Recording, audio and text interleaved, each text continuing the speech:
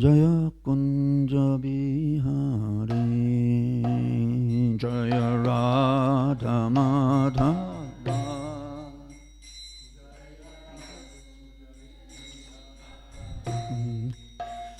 Jaya Radha Madhava Jaya Kunja Bihari Jaya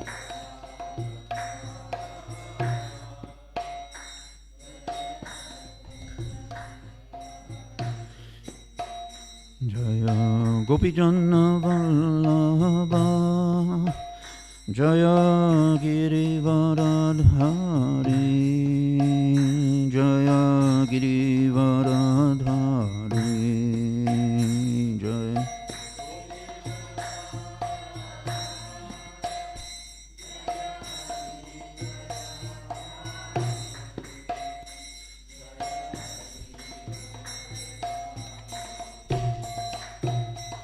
Gopijana Vallabha Jaya Girivaradhari Jaya Girivaradhari Jaya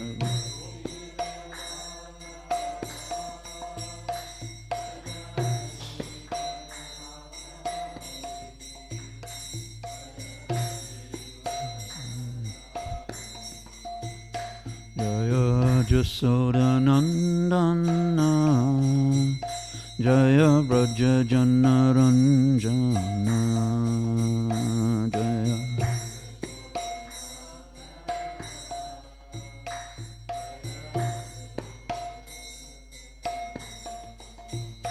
Jaya Jasodanandana Jaya Braja Janaranjana Jaya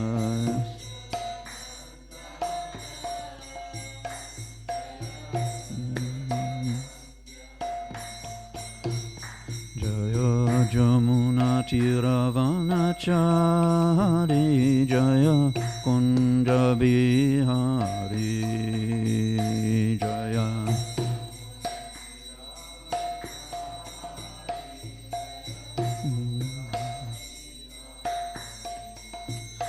Jaya Jamuna Tiravanachari Jaya Kunja Bihari Jaya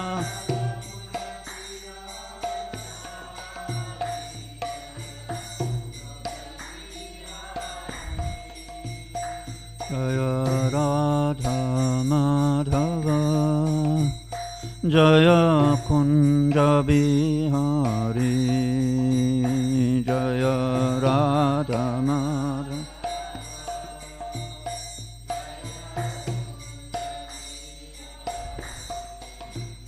Jaya Radha Madhava Jaya Kunja Bihari Jaya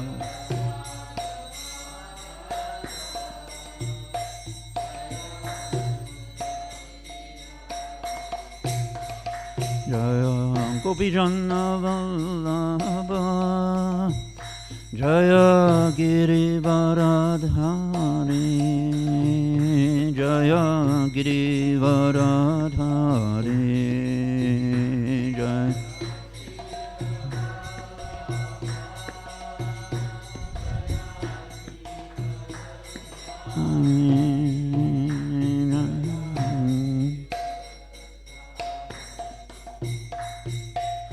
Gopijana Vallabha Jaya Girivaradhari Jaya Girivaradhari Jaya Gopijana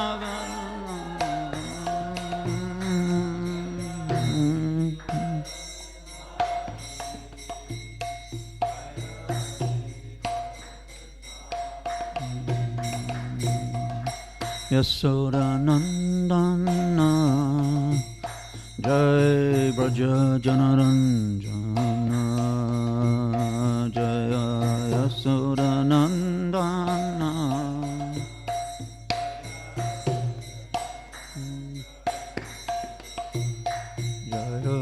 Yasodanandana Jaya Braja Janaranjana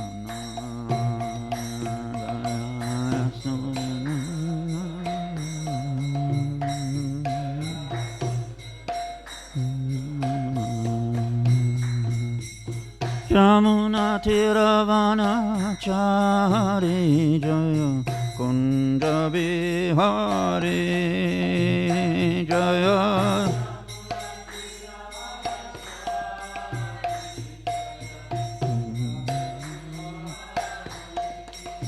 Jaya Jamuna Tiravana Chari Jaya Kunja Bihari Jaya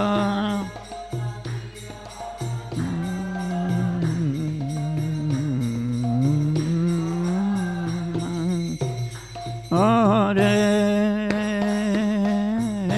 Krishna Hare Krishna Krishna Krishna Hare Hare Hare Rama Hare Rama Rama Rama Hare Hare Hare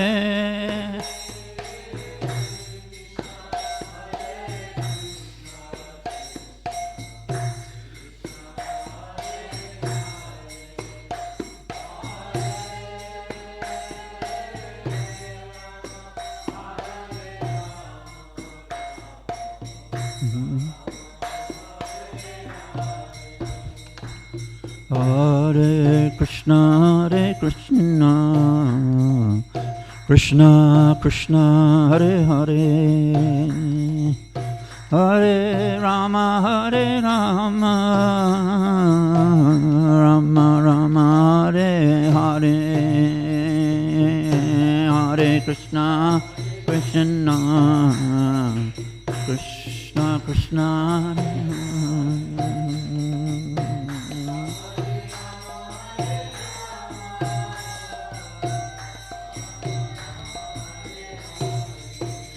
Hare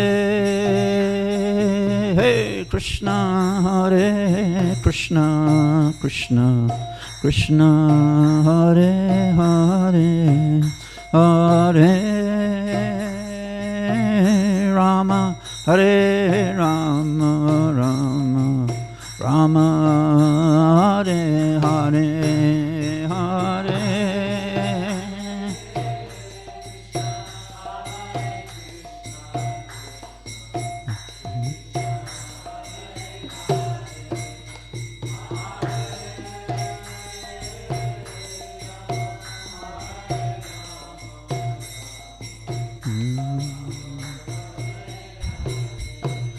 Jaya Prabhupada Jaya Prabhupada Jaya Prabhupada Jaya Prabhupada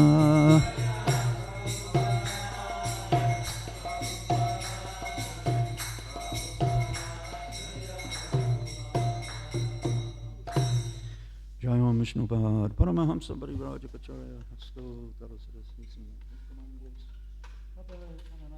Bhaktivedanta Swami Srila Prabhupada Ki. ISKCON BBT founder Acharya Srila Prabhupada Ki. Jai Om Vishnupad Paramahamsa Parivrajakacharya Asto Tarasata Sri Srimad Srila Bhakti Siddhanta Saraswati Thakur Prabhupada Ki. Sri Sri Gaurni Tai Ki. Sri Radha Govardhana Dari Ki. Sri Krishna Balaram Sri Giriraj Govardhana Ki. Golda Premanandi. Oh, glories to the assembled devotees. Oh, glories to the assembled devotees. Oh, glories to the assembled devotees. Oh, glories to Sri Guru and Sri Gauranga. Jaya Jaya Sri Chaitanya Jaya Nityananda. Jaya Advaita Chandra Jaya Gaura Bhakta Vrinda. Jaya Jaya Sri Chaitanya Jaya Nityananda. Jaya Advaita Chandra Jaya Gaura Bhakta Vrinda. Jaya Jaya Sri Chaitanya Jaya Nityananda. Jai Advaita Chandra Jaya Gaura Bhakta Vrinda. Reading from Sri Chaitanya Charitamrita, Adi Lila, chapter 17. I think we're doing text 14.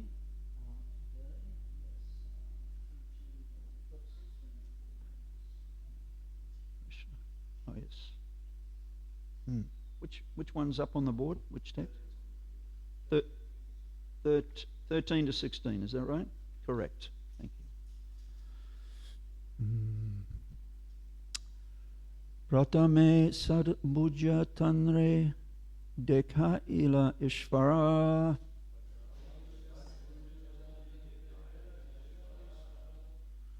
Shankha chakra gada padma sangha venudara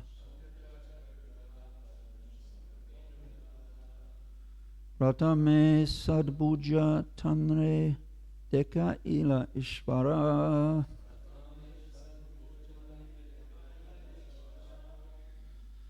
Sankha chakra gada padma sangha venudara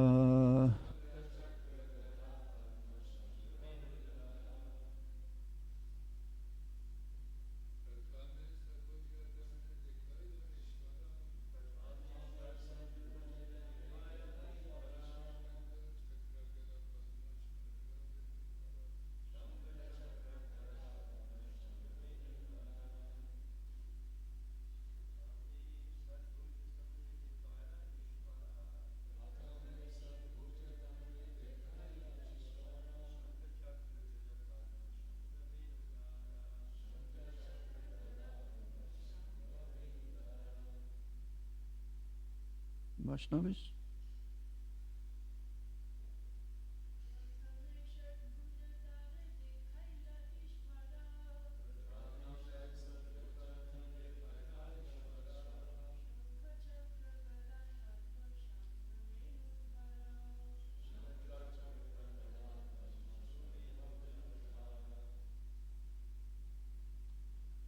Pratame, at first, Sadbhuja, six-armed, Tanre, unto him,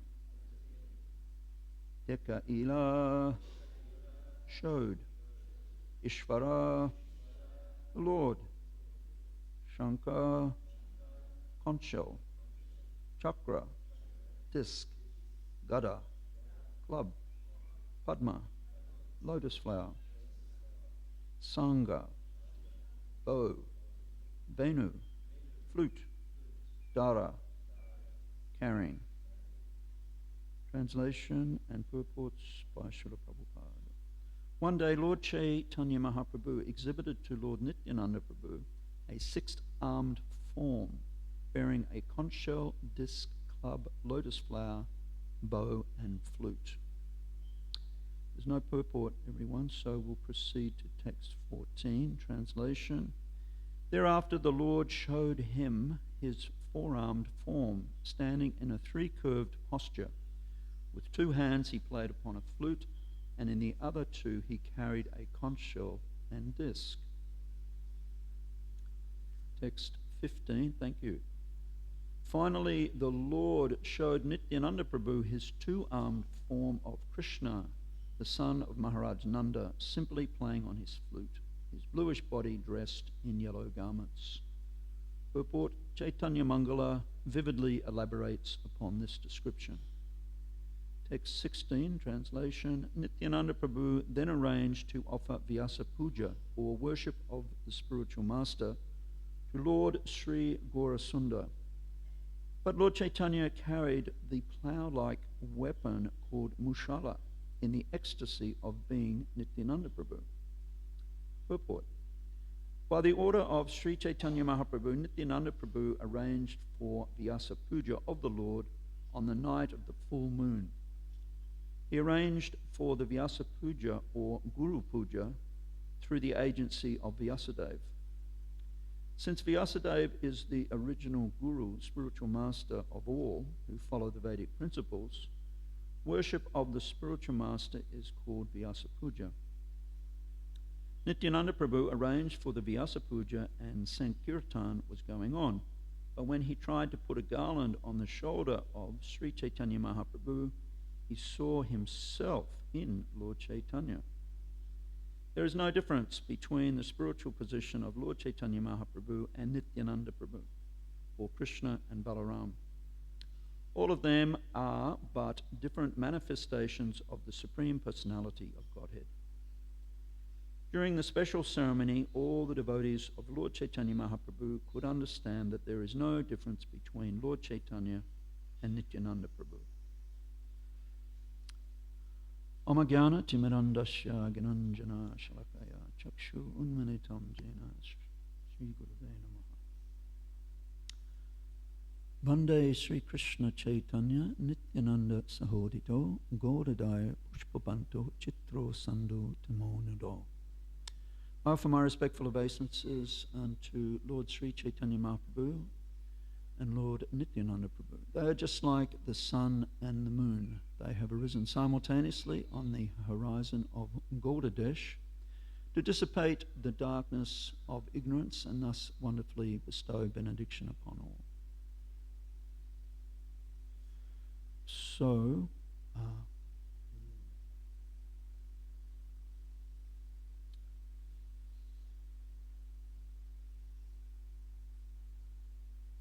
there are many wonderful pastimes of Nityananda Prabhu and Lord Chaitanya and other members of the Panchatattva. And we have many festivals in Gaudiya Vaishnavism. We've had 2 wonderful festivals just recently. The appearance of Lord Nityananda Prabhu and also the 150th anniversary of the appearance of Srila Bhaktisiddhanta Saraswati Thakur. And of course, in a little over a week, there will be another wonderful Gaur Purnima festival, the appearance of Lord Chaitanya Mahaprabhu. It's not too far away, so we can be forgiven for perhaps just saying something about the original Gaur Purnima festival. I'm sure all our devotees are aware that perhaps a short time after Mahaprabhu's disappearance, all of his followers very much wanted to celebrate the appearance day of the Lord. And that appearance, of course, happened on a lunar eclipse. And generally, eclipses are considered inauspicious. But in the month of Falguna, a lunar eclipse astrologically is considered very auspicious. Notwithstanding that, even if it had have been inauspicious time for the Lord to appear, which it wasn't, Supreme Lord Mahaprabhu, Krishna himself, arranged that all followers, and even some who are not followers of Vedic custom, on eclipses, it is their custom, their habit, to go to holy rivers and to bathe in them and to chant the holy names of the Lord. So this was going on when Chaitanya Mahaprabhu appeared. And that was the Lord's divine arrangement. So that everyone, almost heralding the advent of the Supreme Personality of Godhead, Krishna arranged that to appear on this particular time. And it's also said that the moon god, Chandradev, he, being aware that his worshipable Supreme Lord was about to appear, made arrangements with Rahu for Rahu to partially cover him up, because he was reasoning, what is this lunar body of mine which is covered in so many different spots? The Supreme Lord is spotless, amoga. He has no blemishes. He is completely pure and transcendental. So let me cover up all the pockmarks on my body so that Krishna can appear in his spotless form. So these wonderful pastimes we can, of course, start to meditate on over the next week. And I'm sure many of us may have seen some wonderful, very inspiring footage of a recent Sankirtan, Holy Name festival going on in Hrishikesh in India. Some of our devotees from New Govardhan were there. And I was particularly inspired to hear Gauravani Prabhu sharing his realizations. And one thing he made, which was really, really poignant, he said, when the Kirtanias have their time to lead Kirtan, quite often they would just give a few gentle words of encouragement to all the spiritual seekers there in Hrishikesh by saying, no need to change whatever spiritual practices you're already doing. Keep doing those, but just add mantra. If you're not already chanting some mantra, just add mantra. And that coincided with a wonderful class we heard just this past week on the whole life of Dhruva Maharaj. And where Dhruva Maharaj went to the forest and was performing very severe austerities. But at one point, Narada Muni appeared and he initiated him into the mantra, Om Namo Bhagavate Vasudevaya, which we're still chanting before Srimad Bhagavatam class at least. So I thought that was a really nice confirmation. Just add mantra, that's the mantra. And of course, we have our preference for the Hare Krishna Maha Mantra. There was an incident where Srila Prabhupada one time was glorifying the Panchatattva Maha Mantra in a class or in a group of disciples. And one disciple said, so Srila Prabhupada, we should just chant the Panchatattva Maha Mantra? Prabhupada said no. Because Mahaprabhu has popularized the chanting of the Hare Krishna Maha Mantra. So we follow his example and his instruction. But I'm just saying that I think this Panchatattva Maha Mantra is also very powerful. So of course, we always chant that in Kirtan before chanting the Hare Krishna Maha Mantra. So the first Gopurnima festival is beautifully described in a book by Narahari Chakravarti called Bhakti Ratnakara. I think for once I might have just got the proper Bengali pronunciation. And he's also a wonderful author of another book called Narottam Vilas, and one of our god sisters, Sitala Devi Dasi, has translated that and presented that. Very nice. So he was a wonderful Vaishnava of the time, and he specifically glorified the second wave of Vaishnavas which came after Mahaprabhu and his immediate disciples, followers, Narottam, Srinivas and Shamananda Prabhus, especially Narottam and Srinivasacharya. He makes special mention of many of their wonderful pastimes. And it's interesting that he describes the chapters in his book as waves. The first wave, the second wave, the third wave, like that.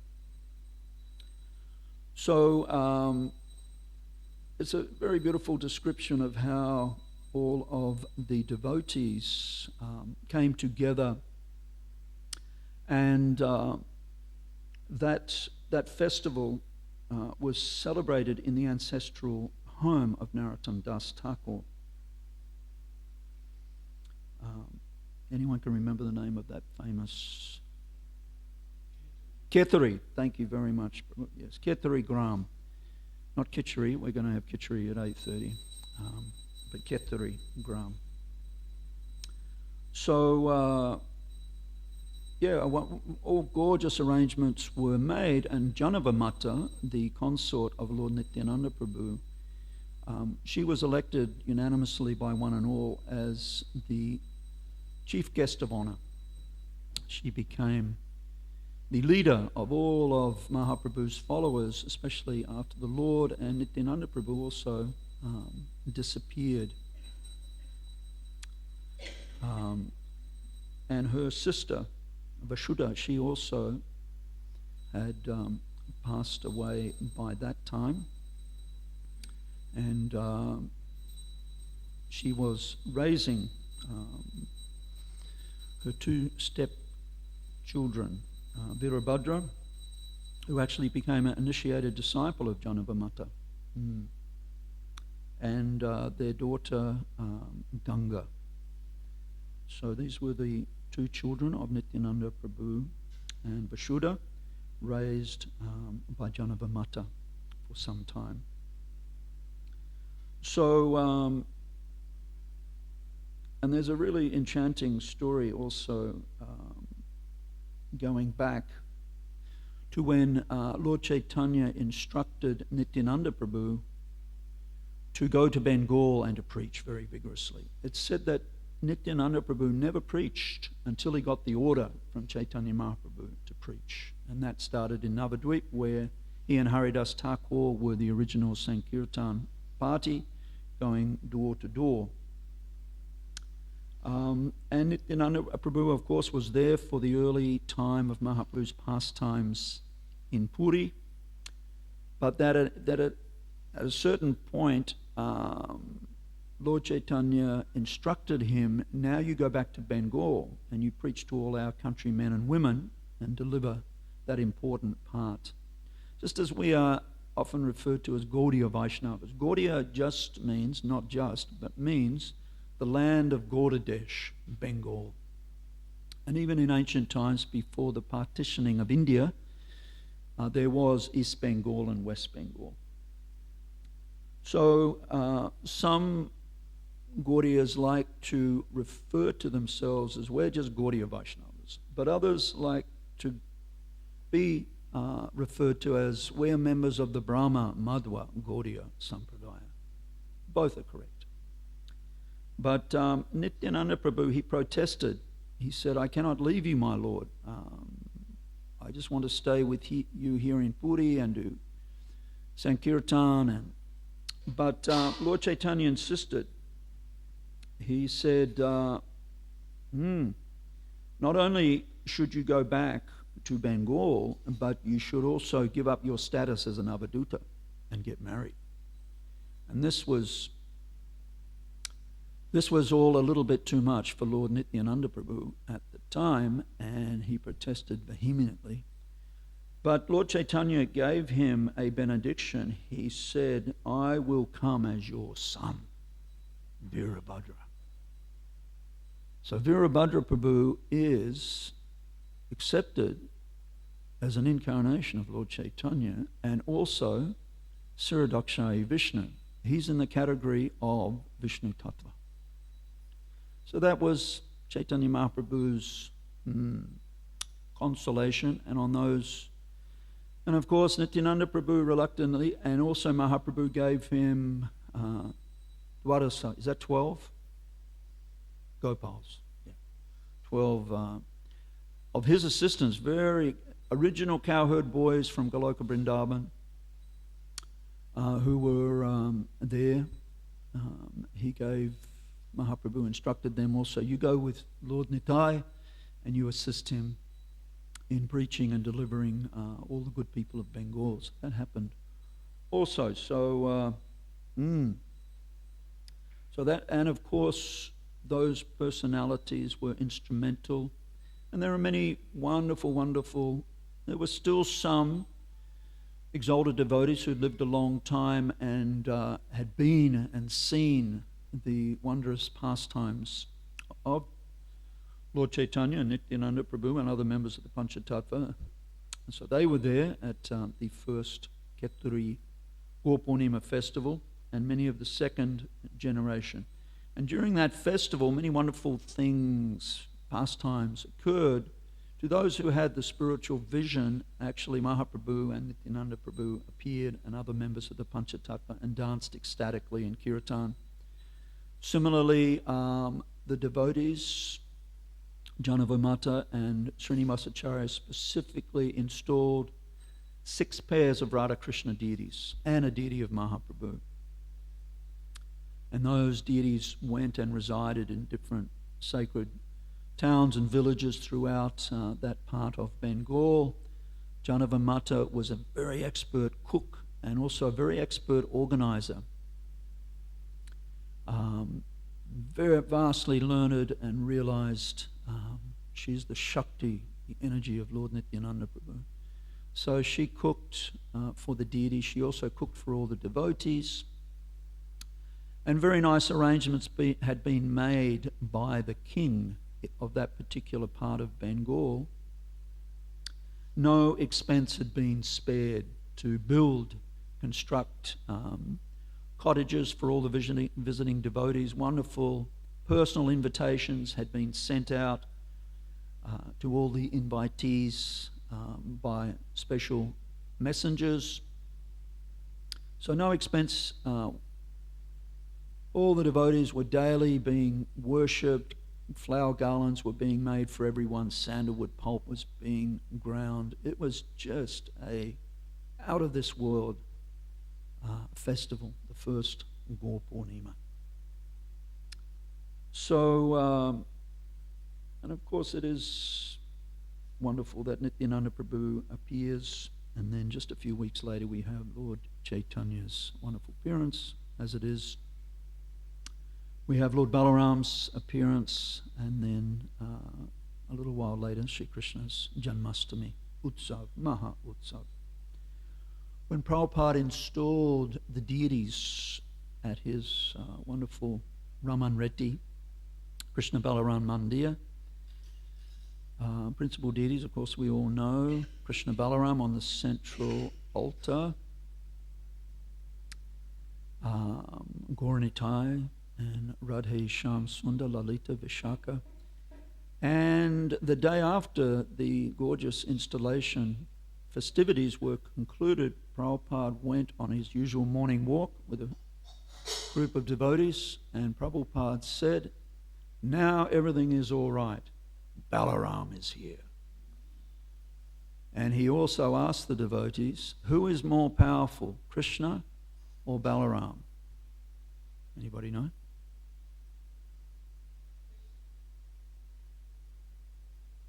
I just got to get this right. Correct. Because Balaram is resting his arm on Krishna's shoulder. So Krishna's more powerful. So, so wonderful.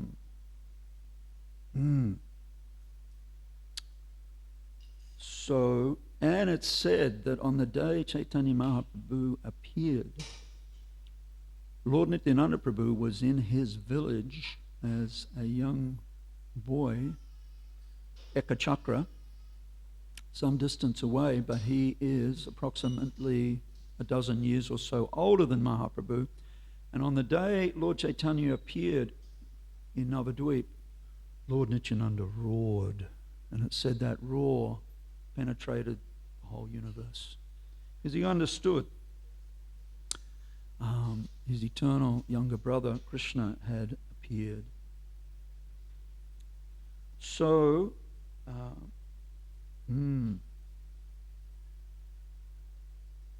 So Prabhupada also said one time that everything's based on our desire. What do we really want? We know there are, broadly speaking, 2 paths we can all be on in this material world. One is the path of immediate sense gratification, prayas, and the other is shreyas, which means we delay our sense gratification, or we at least regulate it with the view of down the road a ways enjoying a much superior form of happiness. So that's the spiritual path. Just regulate our sense enjoyment, even minimize it as best we can according to our individual psychophysical propensities and nature, and our age also. But never lose sight of the goal, and always maintain the desire that I don't want to keep coming back to this material world, lifetime after lifetime after lifetime. I mean, going through everything that we all have to go through. Let me wind it up. And there's another wonderful pastime, and that involves Srila Rupa Goswami, Srila Jiva Goswami, and Vallabhabhata. And that occurred in Vrindavan when Srila Jiva Goswami had come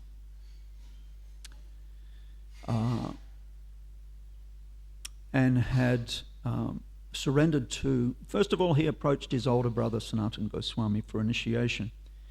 But the older brother Sanatan said, no, better you go and take initiation from Uncle Rupa.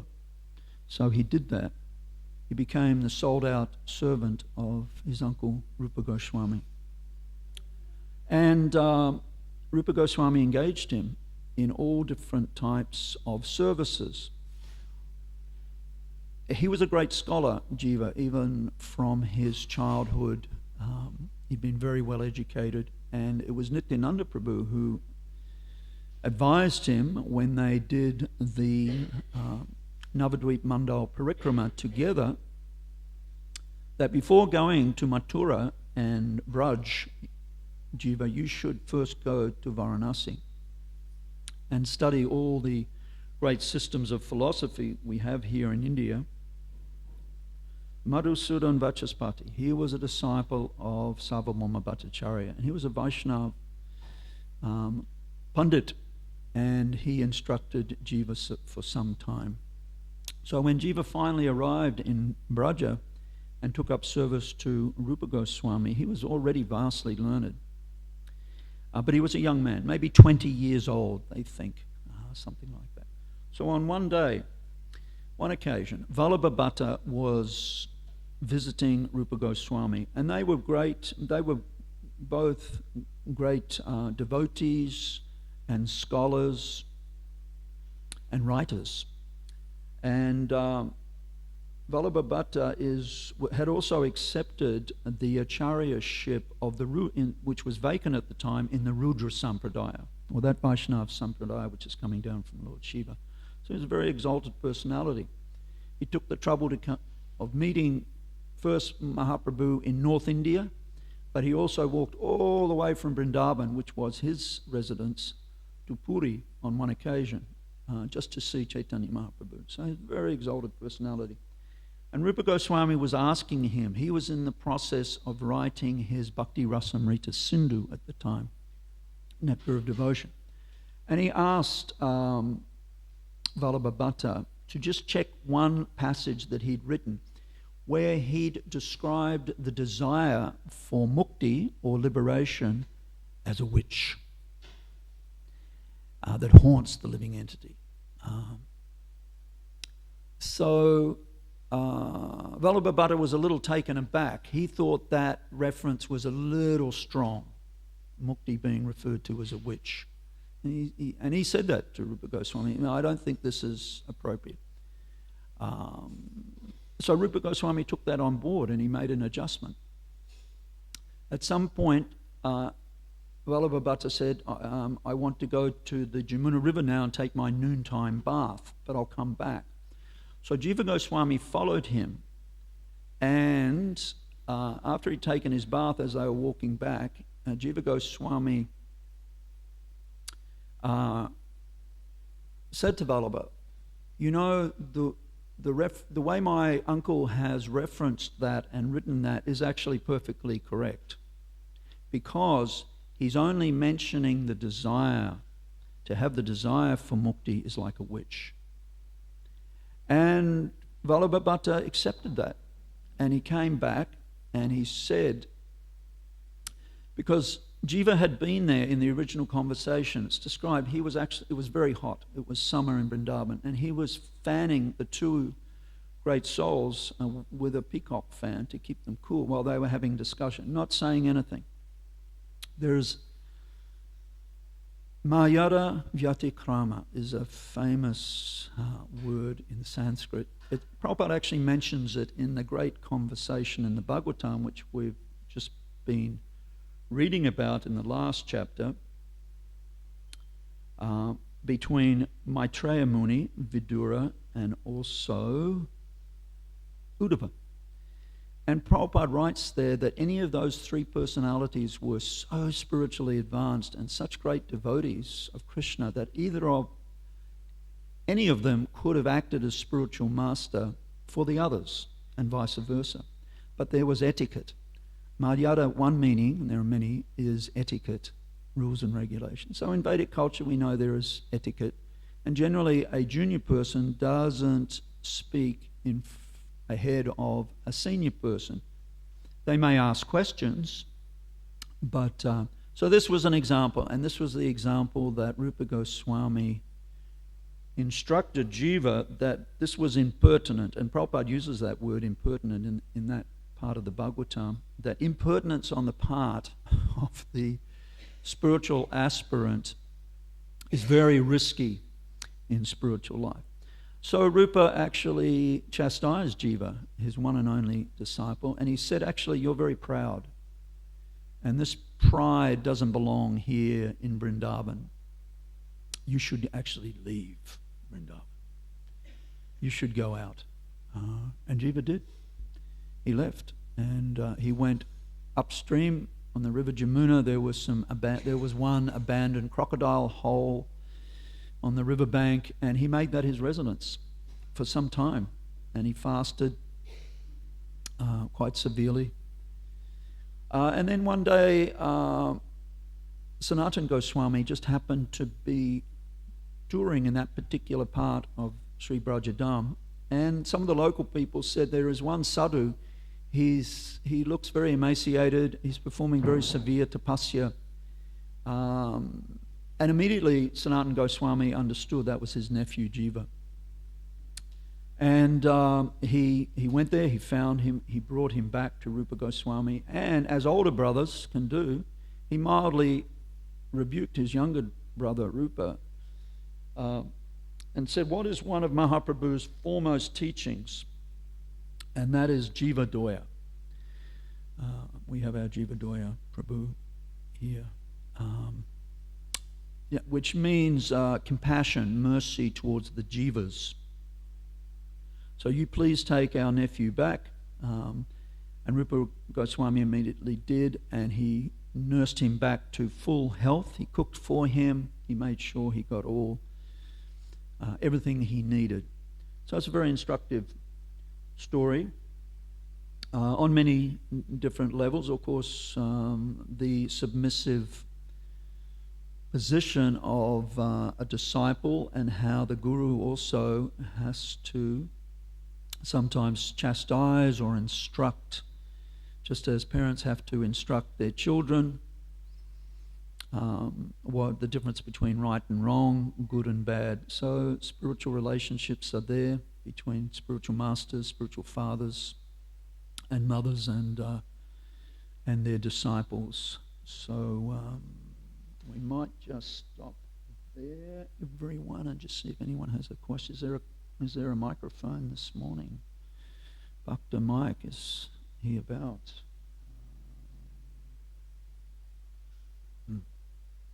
I can just mention one last thing in my notes regarding that last comment. Doesn't matter, I can try and remember. If it's up and running, I'm not sure if anybody has a question or a comment. I might just mention Vaishnavi Tadviganatam Sa Gurum Eva Bigaschet, because I did want to add that to that, what I just said. It's a verse, it's the second half of a verse that Prabhupada quotes often. Tadviganatam Sa Gurum Eva Bigaschet Samitpani Strotriyam Brahmanishtam. And that is an ancient verse from one of the Upanishads, which describes both the qualities of the guru and the qualities of the disciple. And for the disciple, the qualities are, he should come bearing firewood.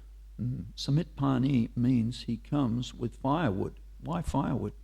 Because in ancient times, the Lord was worshipped in country ashrams by performance primarily of Agnihotra fire yagyas. So fire sacrifices always need a plentiful supply of wood. So the disciple would come not empty-handed, but with firewood, that I'm here to do service. Yes, there would be chanting of mantras. Yes, there would be performance of austerities and study of shastras and tending cows and maintaining the ashram and everything. But I'm here to do service, and I'm not coming as a rich man's son, if they were, just to get some education, but I'm coming here to do service. And out of affection, the spiritual master would accept such a sincere and serious aspiring disciple and would teach them the spiritual sciences. And of course, the spiritual master should be,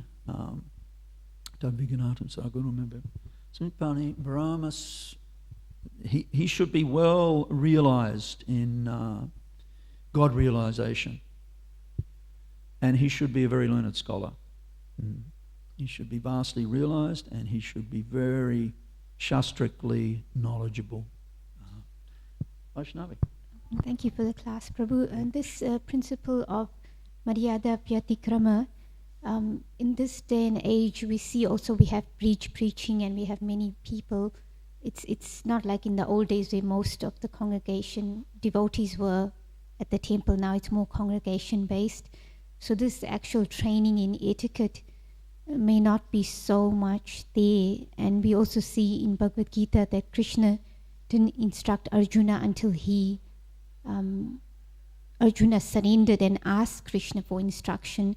So how to find that balance? Because these days it's like when you bring up a point on etiquette, then you kind of like you're the bad guy and you shot down the shotgun.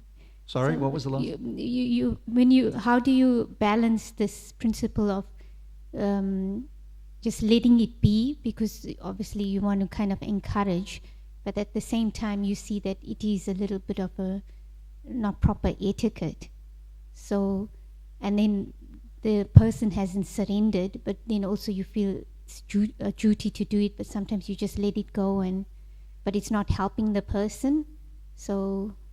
Yeah, I know just what you're talking about. Yes, it is. Once upon a time, when we joined the temple, and I think Kadamba Kanana Maharaj mentioned this because he joined in Vrindavan, and he joked about when he joined. One devotee in particular was continually instructing him, chastising him, saying, "Don't do that, that's offensive. Don't do that, that's offensive." Everything was offensive that he did. And it kind of got to Maharaj. But yes, it's where we can consider ourselves very fortunate if we actually join an ISKCON center and spend some time, it may just be 1 year, 2 years, 5 years, in a brahmachari or brahmacharini ashram, because we will get good training if we're open to that. Not everybody is, but many of us are grateful for the years that we spent in those ashrams because we did get good training, and it's difficult for us who have come from the barbarian culture, the Mleccha Yavana culture, just like we've all become, at least I've become, hypersensitive, and the whole world to some extent. There is the opposite of that. There is utter contempt and hatred and hostility from some quarters. But there is also another mood, which is hypersensitivity, where people do not like to be told what to do and instructed. One has to have a little humility, just like we do let a lot of things go, which once upon a time, even with guests, because they don't know, they're ignorant.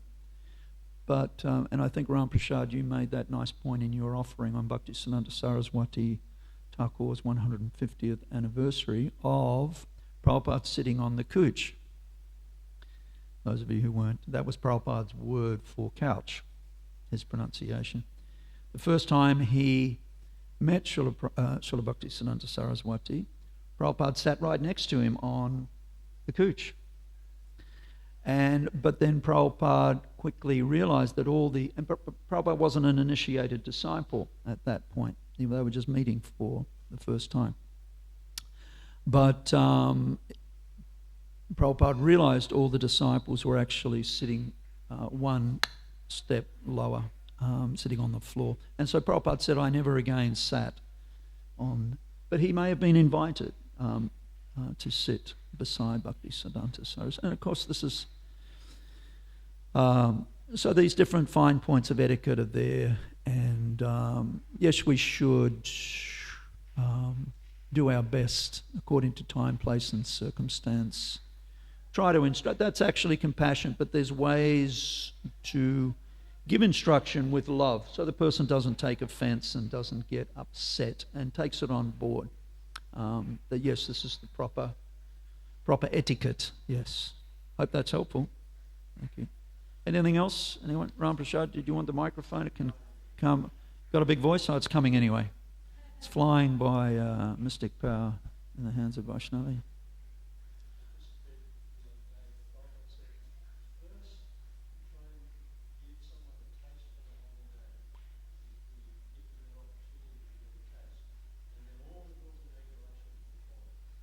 Good point, thank you. Yes, yeah. Get that taste first, and we can observe. But yeah, very good point. Thank you, Prabhupada. All right, so we'll stop there. Thank you, everyone. Jai Sri Chaitanya Charitamrita ki jai. Srila Prabhupada ki jai.